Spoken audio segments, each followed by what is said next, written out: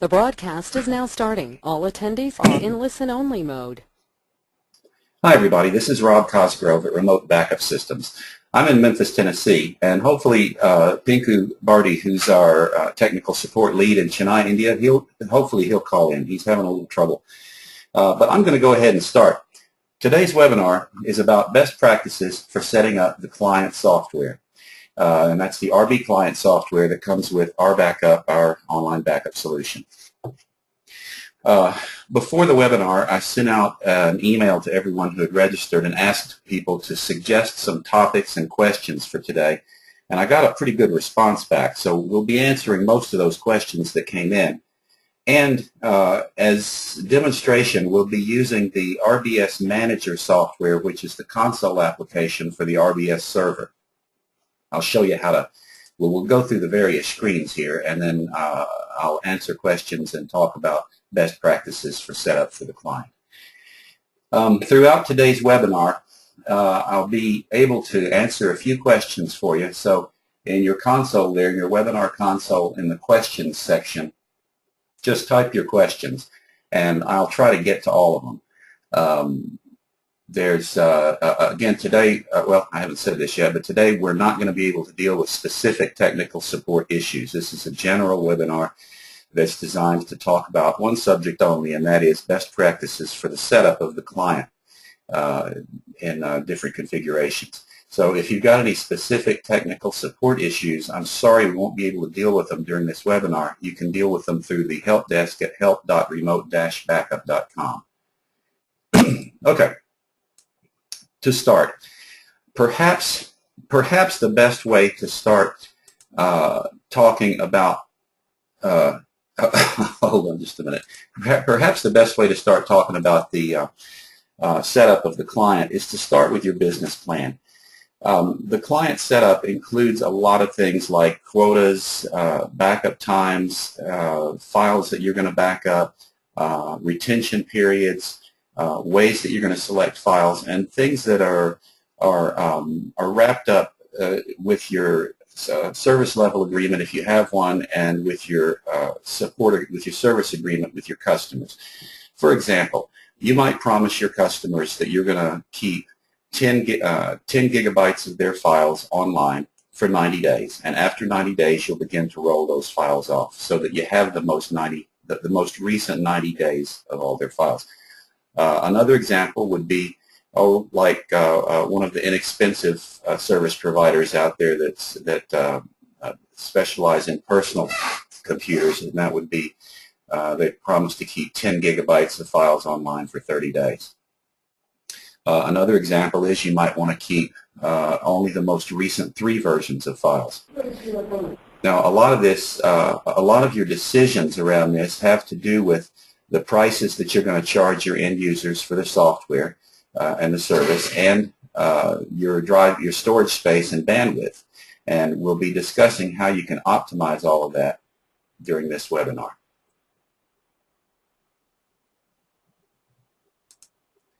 This is the RBS Manager program. We're going to select the Customize Client Installer function from the Tools menu because that's where all of this takes place. Most of you have the console application for the RBS server, and that's what we're looking at here. Some of you have the Web Manager. The Web Manager is a web-based interface for the same functions here. And what we're going to do is we're not going to have a look at that today because that would take too much time. We're just going to deal with this one.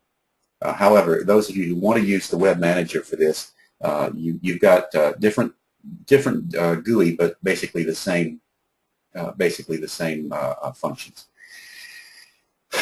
Let's see. Let me just give you an overview. There are a lot of things that you can do to set up the client. Most of them have to do with defining backup sets.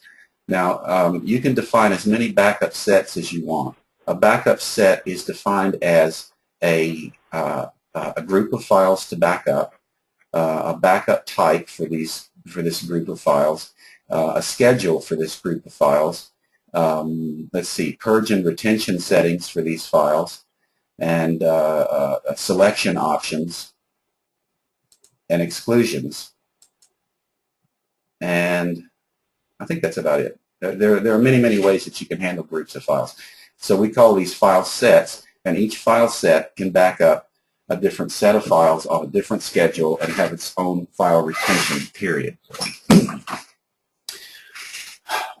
Let's take some examples. Let's start out with the example of a typical small business, maybe a dentist's office. This is a dentist's office who has maybe a big dentist's office. He's got an Exchange server, or he's got Active Directory, and he's got 5 or 6 workstations in one small file server. In this case, you would want to back up Exchange, Active Directory, maybe System State, some X-rays, and some document files, Word documents, things like that, and accounting files, let's say QuickBooks. So that's 5 groups of files. That's not necessarily 5 file sets. What we should do is take a pencil and paper and try to come up with the best way to put those 5 file groups down into the fewest file sets possible. And it depends a lot on what you promise your end user. Here's an example. So if he's got an Exchange server and he's required to keep the data from that Exchange server for 5 years, but that's the only group of files that he's required to keep for 5 years, then that Exchange service needs to be in its own backup set because it needs a different purge and retention setting for that. So in that case, let's create one for it. Exchange. So now we've got a new file set. We don't want any auto select filters. Let me go back to the scheduler. For the Exchange server, we're going to set this to incremental because that's where it should be. You'll want to do a daily backup beginning at 12:15. No auto select. Purge and retention settings. Let's see. Let's do it like this. Let's keep 3 copies. File selection criteria does not matter with Exchange. Backup exclusions don't matter with Exchange. So basically, we're done with that. Apply. Oh, we've got to select a. Okay, let me get back over here. Sorry, it wants me to select a IP address. Okay. Okay, that one's done. Now, you've got a backup set in this one that's going to back up his Exchange service. Now, what about those files that are X-rays? The X-rays are a special case. X-rays we have a lot of people who handle dentists. X-rays are picture files. They don't compress very much, and they don't change. So there's no reason to use bit backup on these files. Don't do that. Use incremental backup for big files that don't change. Let's enter another backup set. This will be X-rays. Okay, X-rays are big files, don't change. You don't need to keep them very long, maybe 3 years. So let's say incremental backup. No, auto select is not on. We only need to keep 1 because there's only 1 copy of each. And let's see, backup exclusions, there are none. Let's go back to the backup settings here, backup sets, and oh, there, we've got purge and retention settings. Well, no, let's change this. Let's change this to 5 years. Whatever 5 years is that, let me calculate that. 5 years, 5 times 12 times the 365, it's 1,800. Okay, so this would be 1,825 days. Apply. Okay, now that one's made. So this is going to keep all the X-rays for 5 years. And it's going to make the very best use of bandwidth and server space because we've only selected, let's see, what have we selected here? Purge and retention settings. We're only keeping 1 copy of it because they never change by default. All right, so that's backup sets. Let me look at through my questions here to see if I have any specific questions on backup sets. And Pinku, have you been able to join us yet? I can't see from my interface. Are you there? Hey Rob, I'm here. Ah, good. Okay, good. You want to correct anything I've said? Have I messed up and lied to them yet? No, you're on track. It's absolutely fine. Okay. Go ahead. All right, that's good to know. Let's see. I'm looking through all the questions to see if there's anything associated with backup sets.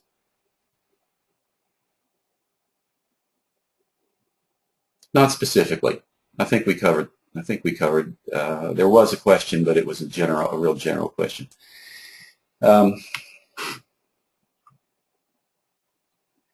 Okay, let's talk about. We did have some questions about the auto select filter. The auto select filter it's a file selection method that you may want to use with really inexpensive accounts. If you've got this is used a lot in personal accounts or in accounts where you want your customers to have very little interaction with the client software itself. So you'd want to be able to have the software select files itself, and this is how you do that. You turn it on, and then you select the file types in the include list that you want to include. So suppose you have a plan where you promise people that you're going to back up everything in their My Documents folder, and that's all. You're going to charge $9.95 a month for this. You're going to keep 10 gigabytes. And you're going to back up everything in My Documents. In that case, there's really no need to have them select files. And one of the ways you can have them not select files at all is to turn on auto select. And also click here. Override auto select is yes, and what that tells it to do is to back up only what you have selected. If you put a green check on something, I'm going to explain that to you later. Let's leave it off now. With auto select, the system automatically starts at the top level of the drive and scans downward through all the file structure and selects files that are in this include list and excludes files that are in this exclude list. So this enables you to deliver software that's very easy to install and maintain. The user wouldn't have to push any buttons. Almost. One of the questions that we get a lot about client software is about that first full backup. Often the first full backup is huge, and it really can be multiple gigabytes. There are two ways that you can deal with that. One way, if you want to back it all up. Actually, there are three ways. One way is you don't have to back it up at all. You can just back up files that change from the time the software is installed going forward. Most people don't want to do that. Most of our customers use our software for business purposes, and businesses want their existing data backed up first. One way you can do that is to have the client software back up data to a USB drive. So you will take it, and I'll show you how to do that. Let me light up the client software for you.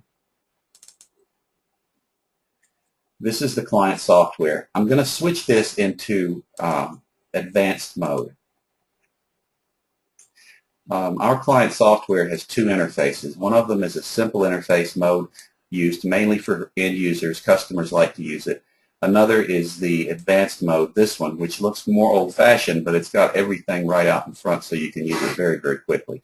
What many service providers do who install the software themselves is they install it using the advanced mode and then they switch it to the simple mode.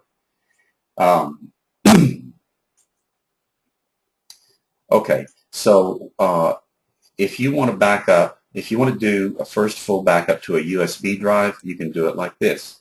You select copy, you select the backup sets you want to run, and then you select copy to disk, and then you select the USB drive. I'm not going to actually do one here because I don't have a USB drive installed, but you can see how it works. This data, you select the drive you want it to go to, click OK.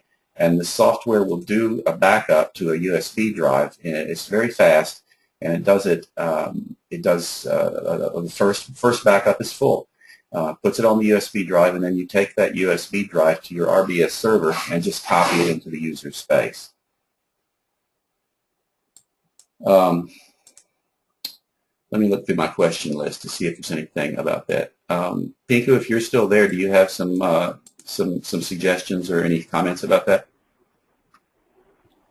No, Rob. I mean, you covered almost everything. Okay. Hey, are you catching you are catching these questions that are coming up, aren't you? Because I'm. Oh yeah, yeah. Okay. Okay. Super.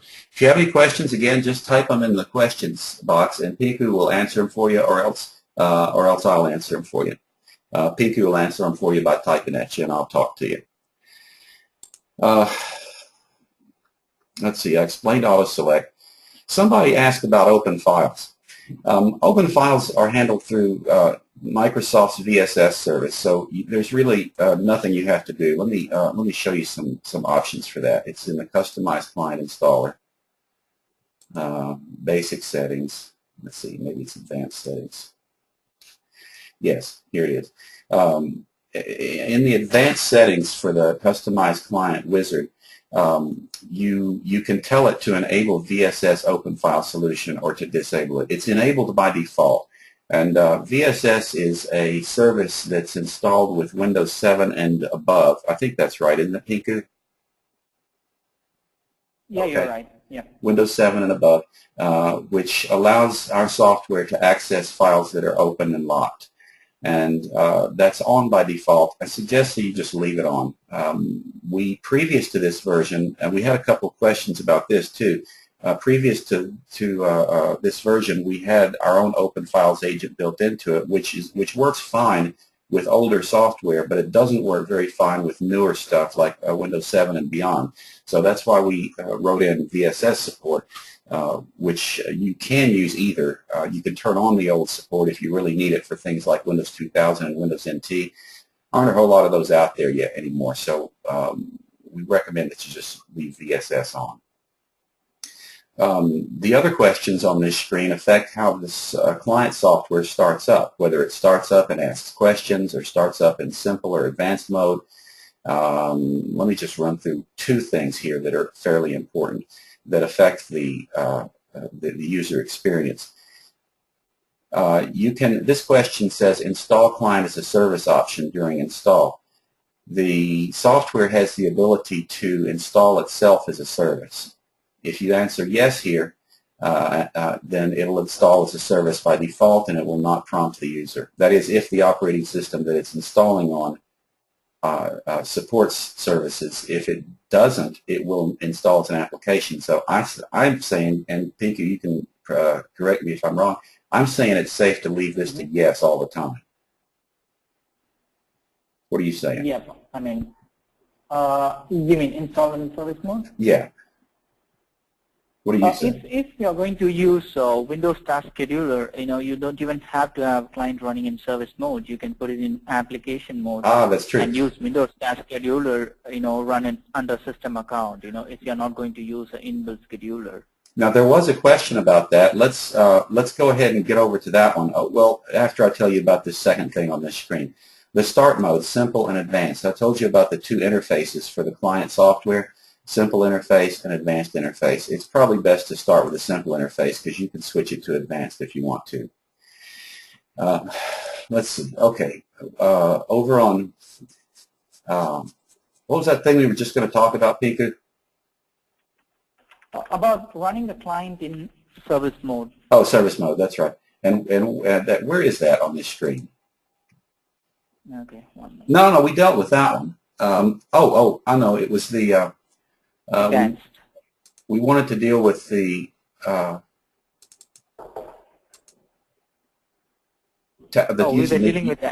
using the task scheduler. Here it is. We had a couple of questions about that. When should you use the Windows Task Scheduler instead of the built-in scheduler? Okay.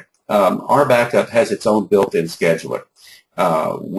We are currently suggesting that you use the Windows Task Scheduler instead of the built-in scheduler because so many people are installing this on advanced operating systems now, and it just seems to work better with the Windows Task Scheduler. You want to talk about that? I'll just pop it up on screen here. Can you tell us when to use a local system account and etc.? If you're going to log off the mission, it's always recommended to use the local system account. But if you have any map drive connected to that particular mission, which needs to be accessed only through particular account, then you need to have the machine running under that particular account and lock the machine rather. And also using Windows Task Scheduler, you can set the repetitive task. You can run task every 15 minutes. There are advanced options under Windows Task Scheduler. Okay, so if you want to set that up. Okay, so if you want to run a backup sooner than once a day, our built-in scheduler is limited to once a day. If you want to use it every 15 minutes or run it every 10 minutes or 5 minutes, then you use Windows Task Scheduler. Yes. Yeah, that's correct. Okay. I think that's all about that. There were several questions regarding how to use our backup in conjunction with another backup solution, for example, NT Backup. And here's how to do that. Let's see. Now, where is here we go, archive bit selection. Other backup solutions may or may not toggle the archive bit. In the Windows file system, each file has several pieces of information that Windows carries along with it. One of them is called the archive bit, and that's used to determine whether a file needs to be backed up or not. By default, every time you edit a document or edit a file, Windows toggles the archive bit on, and that means that it's ready to be archived. Backup software, I'm saying legacy backup software, used that archive bit to determine whether or not the file needed to be backed up, because if the archive bit's on, it's been edited since the last backup, it needs to be backed up. So it backs it up and then it toggles the bit off. And that way the software knows when it should be backed up. Problem with using the archive bit these days is people they still run NT Backup, or they still might run a tape system, which requires the use of that archive bit. Obviously, if you have our backup running and another system that uses the archive bit, they're going to get very confused and you're going to miss some files. So we've added two other file selection technologies. One of them is modified date time. That's the one we suggest you use if you have to interact with NT Backup or tape backup or anything else. Long as you set the file selection criteria to modified date or time, our software pays no attention to the archive bit at all. It only pays attention to the last date and time that a file was backed up. So if it was backed up, if it has been edited since the last time it was backed up based on its date and time, our software will back it up. And NT Backup will work fine. NT Backup will use the archive bit, or the tape system will use the archive bit, and it'll work just fine, and our software will work just fine. It's a matter of best practices to schedule them to operate at different times. Scheduling them to, they're CPU and RAM intensive, so scheduling them to operate at the same time is going to slow the system down and really could interfere with some services. While I'm on the subject of scheduling, same is true with Windows Windows Updater. Don't schedule the Windows Updater to happen at the same time as any backup is going, because it might reboot the computer and you'll lose the backup. Same with any updates to or any scans for viruses. Virus scanners should not run at the same time as any backup solution runs. Let's see, anything else, Pinky? We got a lot of questions scrolling through here. Oh yeah, I'm catching it up, I'm just catching up all the questions now. And okay. Also most important is make sure when you schedule a backup, there is not, there is enough free RAM available for the remote backup to use it. Even though our client software is not processor intensive, it requires RAM, Yes. I've seen on customers wherein there is some Exchange backup, NT backup running up, which are using up all the RAM, and there was literally no RAM for us to process, so our software hangs, Yes.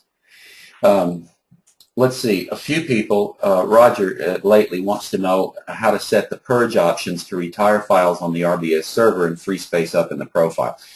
Okay, that's important, and it's one of the things that you need to consider before you start to deploy your software. You can change it after software deployment, but since it has such a big impact on your costs of doing business, it's best to, I'm sorry, and on your SLA, it's best to figure it out in the beginning and write it into your service contract. Let me show you how to reduce the number, let me show you the settings that will reduce the number of gigabytes used. This will.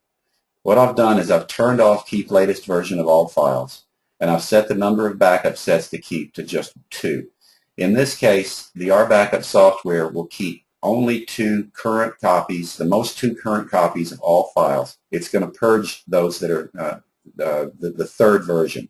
So it will continue to roll forward. You might also want to click this.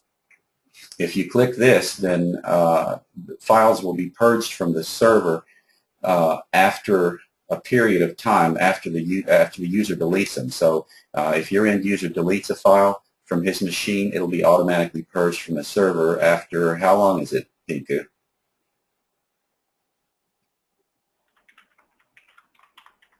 Are you there, Pinku? Oh yeah, I'm here, Ron. Okay, so how long will it wait until it to purge files from the server after they've been deleted from the client? The next backup, when it runs the next backup, when the backup is done, it runs the purge routine. That's see. when it checks for the deleted files. Okay, now that's in case we have this the selection as it is on screen right now. I think if you use this selection, for example, 30, then it'll wait for 30 days to purge. Is that correct?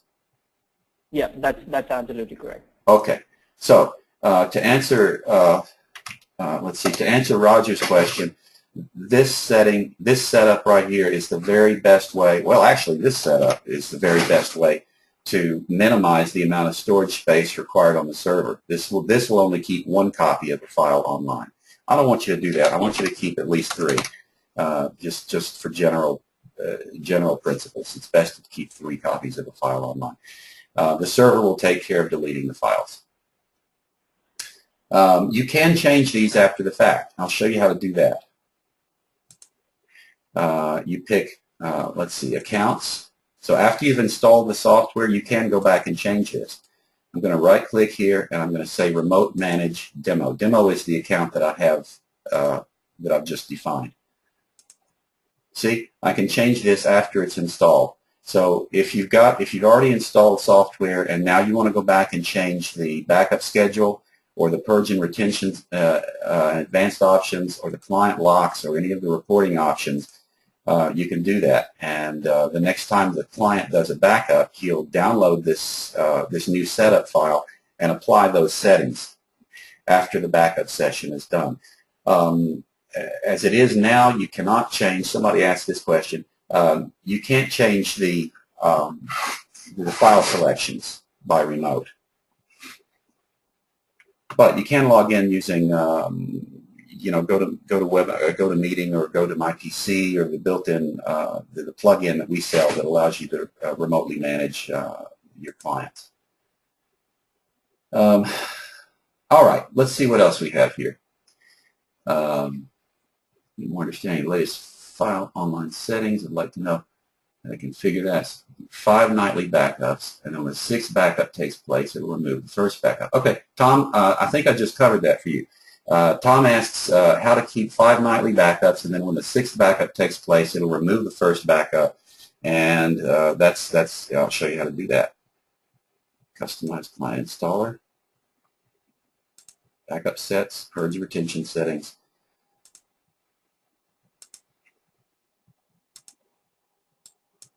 Set this to 5, and then make sure that you have backup sets set to daily.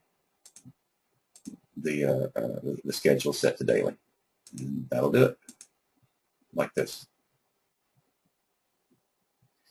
Okay, let's see. Let me go through the questions here.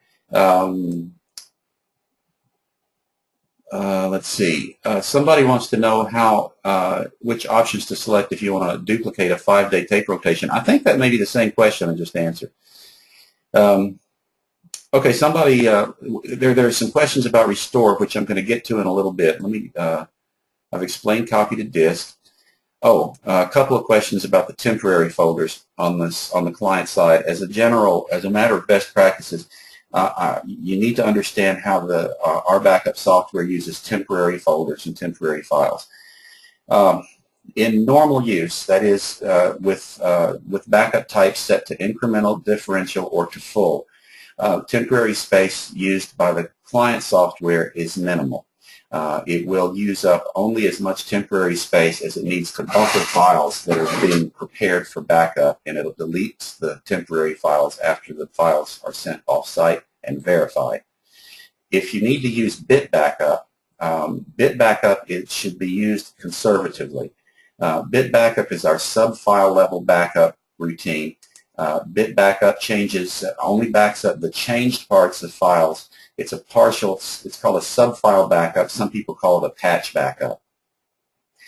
Our version of bit backup is designed specifically for online backup services. It's the only one out there that was. And as such, it doesn't matter if you lose patches in between. We had some questions about bit backup that regard, how do I do a restore? Do I have to manage the patches?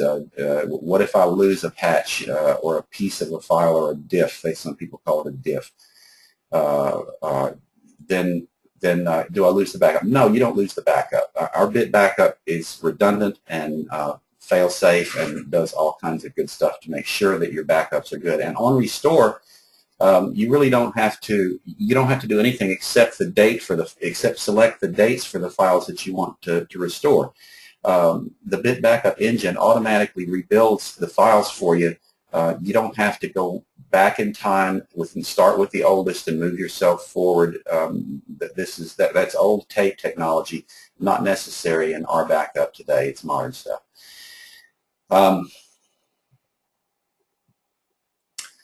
Let's see. John wants to know how we can set up a client to back up to a secondary RBS server if the primary server is down. And that's a good question. I'm going to show you that right now. Suppose you have two RBS servers and you want the RBS client software to fail over to the second server and maybe a third server. That's how you do it. You just separate the domain names by semicolons, and the client software will automatically try one server after another in a round-robin fashion. And I think you can load up to 32 of those servers, maybe even 64. Rob? Yes, sir. I'm sorry to interrupt here. You can also add the port numbers, with a colon, and you can add a port number to it. Let's say if you have a server running on 2773, you can add it. So it would be like this. Let's see, a colon. Okay, that's nice. See, I didn't know that. Okay, so this would be in case you have servers perhaps on the same same physical IP address, and you wanted to run them on different servers, and you had port forwarding set up with your router, so you could run multiple servers on different ports. Yeah, okay. To do that, just put a colon and then a port number after it. You learn something every day. Roger wants to know if there's a provisional license for doing the second server for migration to a data center. Give us a call, Roger. Talk to us in person about that. There are a lot of ways to do that. Let's see. Well, Roger's got a lot of questions and good ones too. Also wants to know if you, and then this regards. This is a good question. He wants to know if he's ready to move his RBS server to a new location with a different IP address. Is there a way to prep the clients for the move to a new IP? I'm going to stay right on this screen and show you this. Yes, there are several ways to do that. I'm going to fall back to just one domain name. What you see on screen here is a subdomain. This is a domain name. It's 7b12345678.ddns.rbsnet.net. This is called a host name, and it's a server locator host name.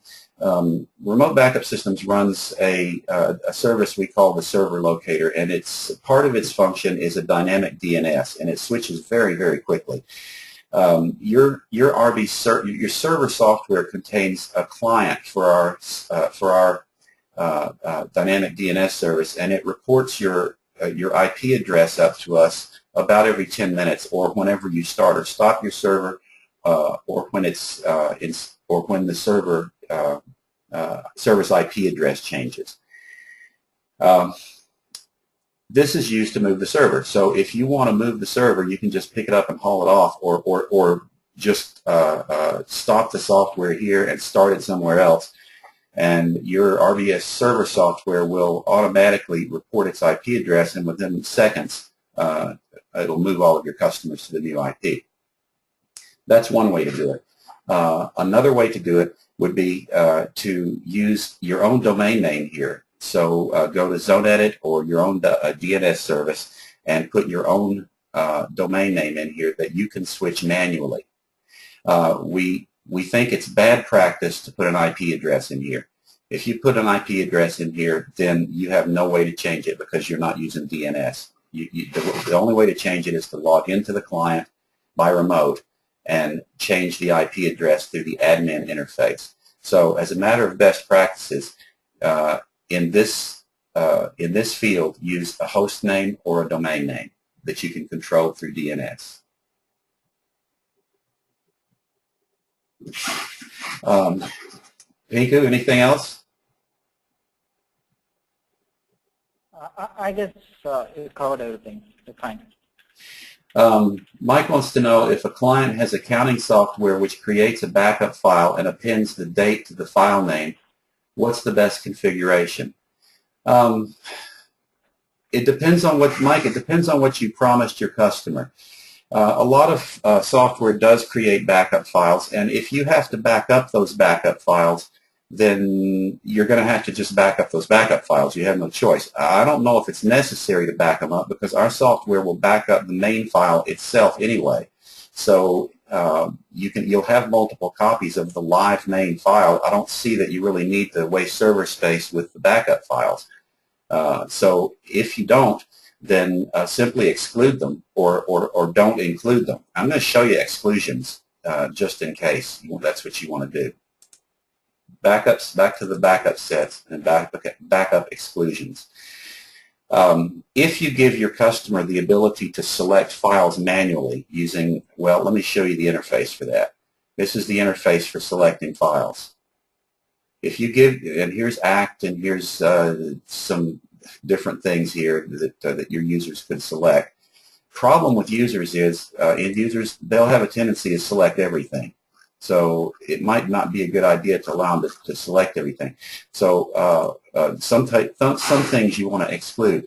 In your case, if these backup files have some way of identifying them through a wildcard file name, you can include them in this wildcard file exclusions.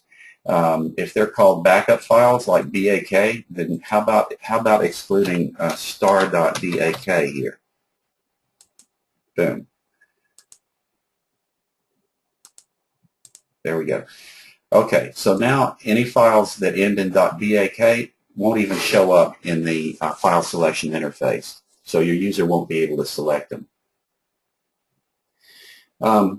Tim has a question about the file selection interface. In advanced mode, if the drive is not selected either with a green X or a red, with a green check or a red X, will it still back up? No, it won't. It'll be ignored unless some rule matches it. And in this case, we have no rules set up. So if you're looking at my screen here, the only thing that's going to back up, let me compress this. Only thing that's going to back up on this is this right here, just this one folder. I could put a red X on all this stuff, but it wouldn't have any effect. I'll show you where a red X would have some effect down inside this folder. If I had some things I wanted to exclude in this folder, I could put a red X and it would exclude them. This is a case where you'd use the red X because, look, let me go back one level. I'll go back one level. Oh, right there. Okay, so I'll go back one level. I've put a green check on this entire folder, which means everything in that folder is scheduled to be backed up, except those with the red X. So that's a case where that's the difference between the red X and no marking at all. Let me go back to the previous to the questions that were sent in advance. Yeah, A few questions about the ability to do local backups, the local backup option. Some people wanted to know, well, you may not know this, but the software has the ability to do a local backup at the same time that it does a remote backup. So it can send files off-site to your online backup server, and it can also keep an exact copy of all the files it sends out off-site in the local environment. It keeps that usually on a shared network device or on a USB drive connected to the computer that's running the backups. And that device can also be shared among workstations and servers. One of the questions was, is this going to reduce the, is this going to increase the time required to do a backup? The answer is no, because the local bus speed is so much faster and the local network speed is so much faster than your uplink to the internet. You won't see much of a difference in speed at all. So if you need to keep a local version, just click that feature on and you can keep it. Hey, let's show them where it is. Pinku, where is it? One minute, Rob. I guess I don't have control for the screen, I believe. You don't have control, but you might know where it is, No. and you can just tell me. 1 minute. Yeah, here it is. It's on advanced option. Yep. It's on the advanced screen. And more advanced option, yeah. Yep, and you just click enable local backup, and then you give it the local file path, the local path to the device. When you do that, it keeps a local copy. Now the cool thing about this is that on restore, the software knows where the quickest copy is. So if you've got a copy of the file you're asking for on the local device, then it's going to get it from the local device. If it's not there, it'll go off-site to get it, which is slower. So if you turn this on and keep it on for the length of an account, your restores will be lightning fast because they'll come through at the local network speed. John wants to know if the local copy gets encrypted. Yeah, it does. The local copy is an exact duplicate of what's sent off-site. It is encrypted and compressed with the same high security as the files that are sent off-site. So that drive is legal to ship by common carrier.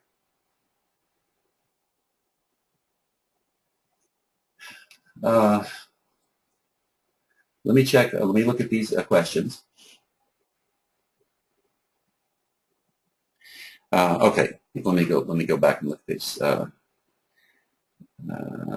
to use the local Windows backup. Okay, I told you that. And okay, someone asked in bit backup. Well, I've already answered this. If you've got a bit, let me do a restore for you and show you how this works. Somebody asked about how bit backup does a restore, and it does it just like regular backup does it. I'll show you how to do that. Okay, so this is the file selection interface. Let me do a backup and then I'll do a restore. These are the files that we have selected for. Oops, let me reset this because I want to back up all of these, and then I'm going to restore all of these. Okay, I've got all these files set for backup. Let's do a backup now. Run now. Default. Okay. All right. What it's doing now is it's performing a backup of this. Let's see, where is it? Demo. Our backup demo large. Performing a backup of this folder. First thing it does is to scan all the files. Make sure that which files need to be backed up, and it compares them by date and time if it needs to. Then it starts the preparation. It's compressing and encrypting all the files, digitally sign them, transmits them to the server. The server verifies the signature and acts back to the client, and the client says, okay, that's done, and deletes the temp file, and that's it. It all happens real quick. Now it's synchronizing the catalog, verifying the backups and all that. So we're done. That was a backup. Now I'm going to delete my local copy. I'm going to delete all 50 of these files, and I really need them back. Roger said I had files excluded. I hope not, because I need them all. Woo, okay. All right, so how to do a restore? Oh, we got to get this restore. Select files for restore. Now, when I backed up these files, I backed them up as full backup, which means it's going to back up full files. None of these files change regularly, so I didn't select bit backup, and it wouldn't even matter anyway if I selected bit backup regarding the restore. Here's the restore interface. Now your users can do this themselves, or you can do it for them if you want to log in by remote, but please charge them for doing this unless this is part of unless doing this is part of what you promised them in your SLA. In the restore interface, you can restore all, or you can look for all of or part of a file name. These are all HTML files, so I'm going to type in star.htm, and I've only got, well, I had 2 backup sets, but I'm going to search for through all backup sets. There were some questions about how to restore by date. Here's how you do it. If you wanted to restore files that were backed up on a certain date, you can do it like this. You can also search for files before, after, and between dates. I'm going to just simply search for all files, but I'm going to select only the most recent version. This is, in fact, let me erase this and show you. This is the default. The default is give me the most recent version of all my files, regardless of which backup set they're in, or whether I used bit backup or full backup, or file retention settings. I've been a disaster. I want everything back right now. This is how to do it. And you click search, and there it has found them. Now I might have a zillion copies of these files on storage, and they might have backed up as different backup sets. They might have been backed up at different dates and times, and some of them might be using bit backup, and some might be using full backup. It doesn't matter. The software knows what to do with them. Select them and start restore. The software is now downloading all these files and decrypting and whatever. It has put them all back. There we go. Good. I got my files. Except those Roger said were excluded. Okay. All right. Let's see what other questions we have. When should bit backup be used? That's an important one. I hear some reports that my audio is dropping out. I'm sorry about that. This webinar is being recorded, and it'll be posted on our website within about 30 minutes of the end of the webinar. So if you'd like to go back and review it, you're welcome to do that then. Sorry about the audio if you're having problems. When to use bit backup? Bit backup is supposed to be used for large files that change in small pieces. A good example of that would be an accounting file. A QuickBooks file is a good example. It might change. It might be a gigabyte big, and it might change 4 or 5% per day. Another good example, a really especially good example, is AutoCAD files and any kind of CAD drawings. They are huge, and they might change only 1 or 2%. In that case, use bit backup for those files and those files only. Again, the bit backup technology requires a lot of temporary storage space. It requires temp space equal to the file sizes that you use it for. So if you turn it on for your entire file, your entire drive, and it's 10 gigabytes of stuff, you're going to need 10 gigabytes of temporary storage. So don't do it. Use bit backup conservatively. Use it for things like use it for things like I mentioned, for large files that have small changes. Okay, let's see here. Let me look through here. How to restore files that were backed up using an old encryption code. I changed the encryption code 4 times, and I want to restore the files from the original code. I'm using the 4th and newest code. Tom has changed his codes, his security codes, encryption key, I suppose, 4 times. The RBackup software keeps track of all encryption keys that were used as long as you don't uninstall and reinstall the software. Once you do that, it clears its memory of the previous encryption keys, and then you may have some issues. It's a good idea to, well, you don't have to worry about it, Tom. The latest one will work. And unless you've uninstalled and reinstalled the client software, thereby clearing its encryption key memory, it remembers the previous encryption keys, all 4 of them, all 19 of them, all 236 of them. It'll remember all of them. And it automatically applies the correct encryption key for the file that you want to restore. Robert wants to know if a PST file is a good example of when to use bit backup. Pinku, talk to me about PST files. For some reason, PST files are a special case. Yes, you should use bit backup to back those up. However, you won't get the, for some reason, Microsoft does something with those files that changes a whole lot more of the file than you really think should be changed.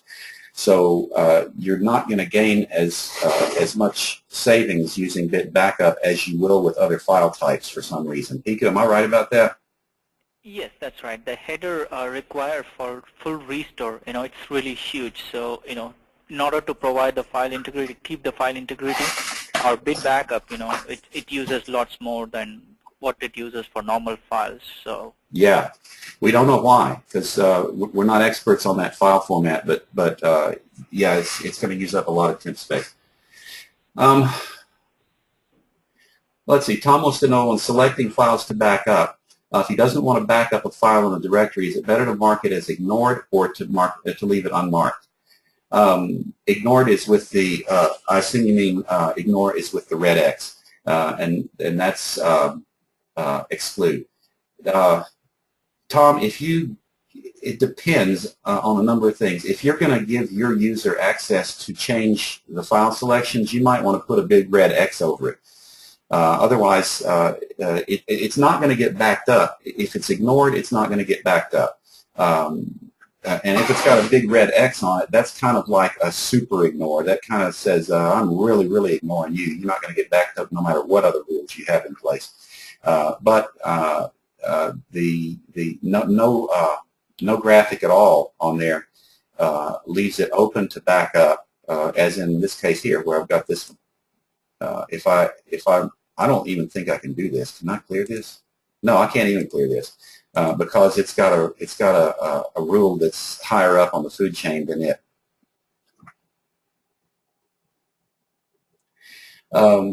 Gerard says, so if you change your encryption key, you don't have to do a new full backup. That's right, Gerard, you do not. You can change your encryption key as often as you want. Some people change it once a week, just as a matter of what they do. You can change it as often as you want, and all you need to restore all the previous files is the current encryption key. Rob, yeah? I just wanted to add one important point here.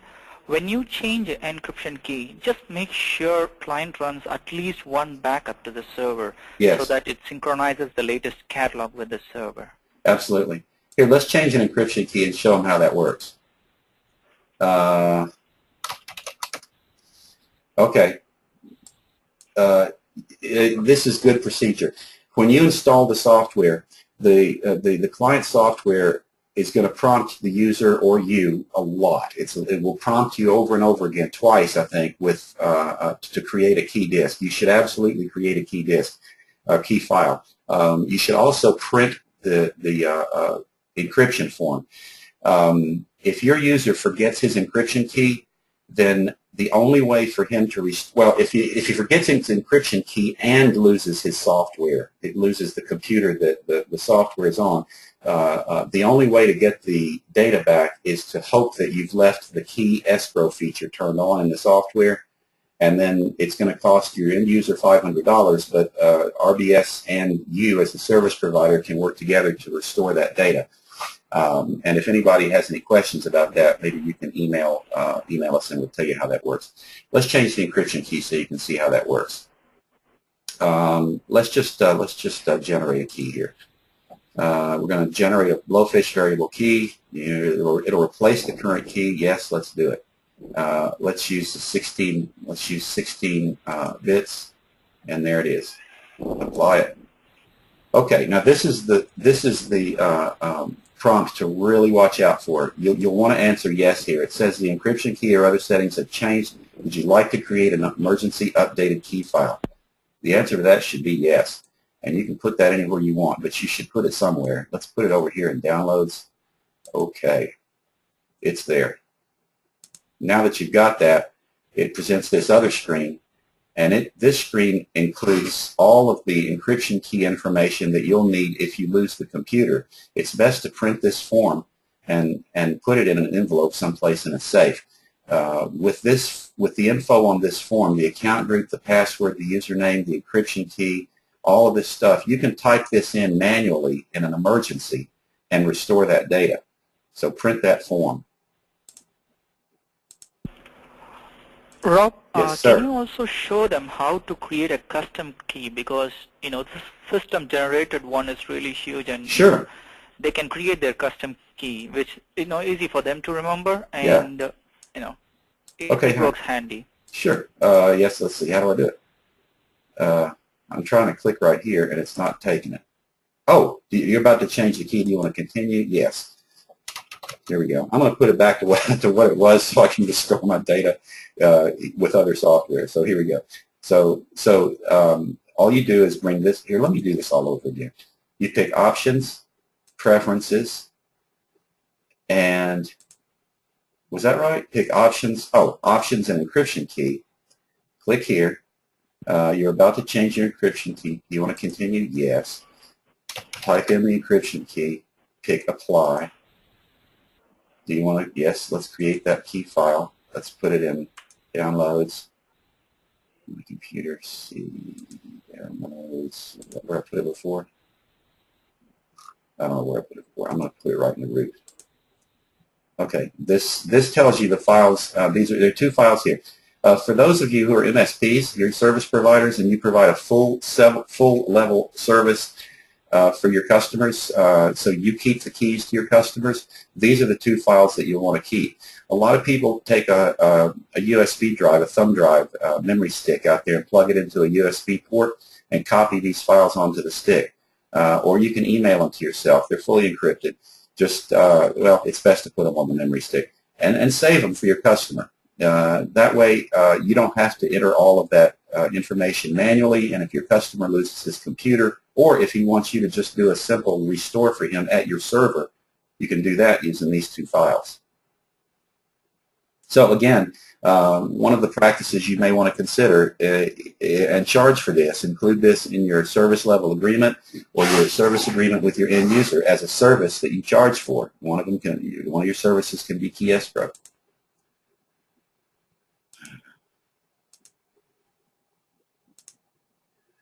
Okay, let's see. It's now 4 o'clock. Oh, that time went, didn't it?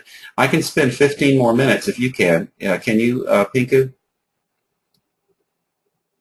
Yes, Rob, I'm here. Okay, let's go for 15 more. And if you guys want to drop out, you can. Like I said, this is being recorded, so it'll be posted on our website. Let me show you where it'll be posted. Let's see. Let me drag this on screen. Oh, I wanted to show you this stuff too. Here, if you can, remember, let's see, how can I do this? I've got you a set of interesting links that you should, things you should read. This is at remote-backup.com/best-practices-for-client-setup. That's a long one, but that's what I did. It's got some webinar links. The first link goes to the Best Practices article series. We've got a series of 6 articles in our blog that covers everything we've talked about today and some, especially things about pricing, about the online backup estimator, about different ways to calculate your cost of doing business, different spreadsheets that you can use for determining the best price to sell your service for.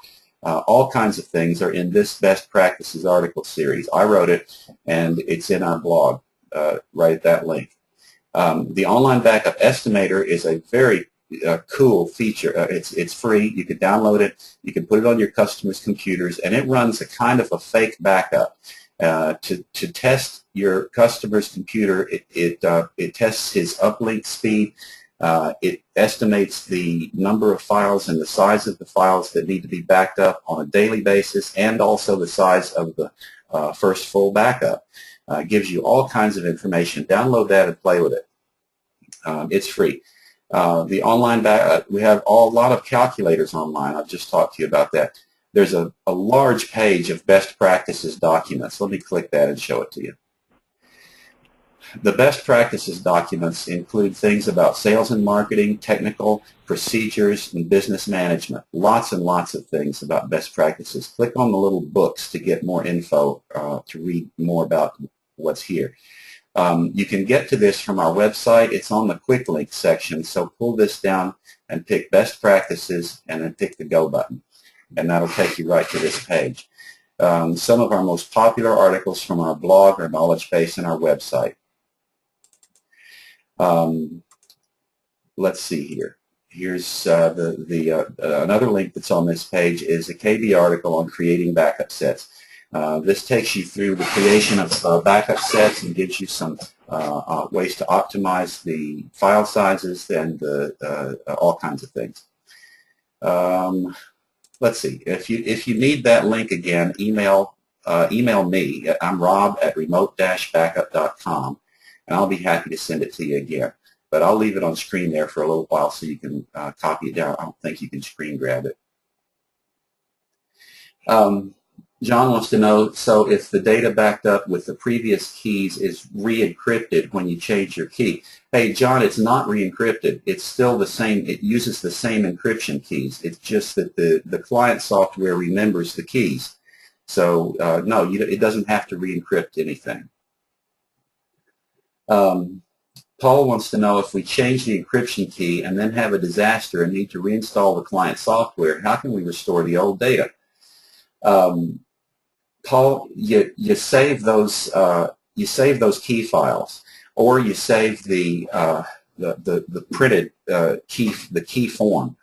And when you reinstall the software, one of the first questions that pops up when you install our client software is this a new installation or disaster recovery? If it's a disaster recovery, select disaster recovery.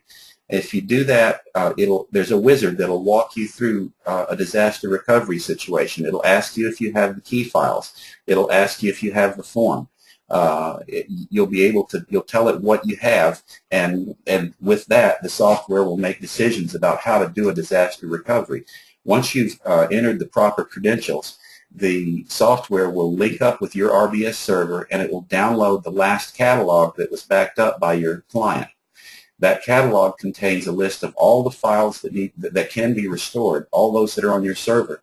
And from that point, you just select the restore interface and restore the files. It's that simple.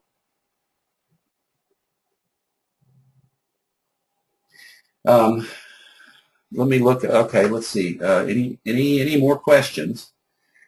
Let me look through here to see if I've answered everything else. Oh, somebody wanted to know if we can download the entire help file so that you can print it. And yes, you can. The client's help file, you can download that from, well, actually, it's in the documentation folder. I'll show you where it is. It's on your RBS server. Let's see. Here we go in program files, RBS server. You think I've got too much software installed on this little computer? Documentation. There it is. There are two of them. One of them is the help file for the simple interface. That's rbackup-s, and the other one is rbackup. That's the one for the advanced interface. These can be edited with any editor that can edit a CHM file. That's a Microsoft compiled HTML file. I forget one of them that we like the best. Oh, yeah, CHM Editor is what it's called. CHM Editor, we like that very much. It costs $49, and it's really cool. It'll edit these files really nicely. Gerard wants to know if there's a disaster recovery guide. So if a server with Active Directory crashes, is there a step-by-step guide that we could use to recover? There sure is, Gerard, and it's in our help. It's in our help library in our knowledge base. So just go to help.remote-backup.com and search for any of those keywords like disaster recovery or Active Directory or anything. It'll present to you a lot of options that you can pick from. Yes, go ahead. Remind you about the doc version of the help file, which is available online. You know, I don't have a link for that. Do you have a link for that? Oh yeah. If you go to our website support, there is user manuals. Yeah. You go there. You can download it from there. Users manuals. Ah, so you can. I forgot all about that. Yeah. Yeah, okay, there it is. There's all of them in DOC file format. Thank you.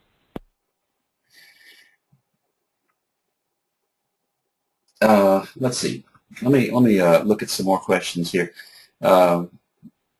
Should we restore backup on the server console or at the client? The software actually has the ability to restore from both, so it depends. If you've got a customer that has to do a full restore, so he's lost everything and he wants to do a full restore, you can copy all of his files from the server to a USB drive and put a copy of the disk restore utility on that USB drive and send it to your customer, and he can restore from the USB drive, assuming he's got multiple gigabytes and not enough time to download it through the internet. That's a very quick way to get it back to him. You can get it back to him in a few hours or overnight. You can also do a restore at the server. So if you want to send his data back to him unencrypted and uncompressed in its original format, you can do that too. The server has, I'll show you where it is too. The server has a restore feature called disk restore. So and it's got wizards that walk you right through it. You can actually restore a customer's data on the server and direct it to a USB drive, which you can then send out to him. Or if you're building a computer for him in your shop, you can hook it up to the local network, map a drive, and copy it directly over to his new hard drive, and send the computer back to him with all the data on it. Okay, let's see. I have done everything, I think. I've covered everything on my that I can cover on my list of pre-webinar questions. I'm just about out of questions for during the webinar that I can answer online. So I guess I'm done. If I haven't answered your question, then please feel free to send it to me. You can send it to actually send your emails to sales@remote-backup.com. That'll get to Dave Branch. Dave's our sales manager. Dave can also answer questions about if you want to buy something or if you want to upgrade. He told me he wanted to run some specials on packages that include the SQL server-side plugin, the Web Manager plugin, and the e-commerce plugin. I'm not going to show you those today because this isn't a sales presentation. But if you're interested, call up Dave or email Dave, sales@remote-backup.com, or you can phone in at 901-405-1234 and ask for Dave. Any questions that didn't get covered today, I'll be happy to answer them or ask Piku to answer them for you. You can email those to me. It's rob@remote-backup.com. Everybody, thank you very much for being here today. I really appreciate it. We'll schedule more of these. If you have ideas, then just let me know what they are. Again, it'll be the webinar has been recorded, and I don't think we had any technical glitches with it, so we'll hang it online in about 30 minutes. Thanks very much. Everybody have a good night. Thanks all. Bye.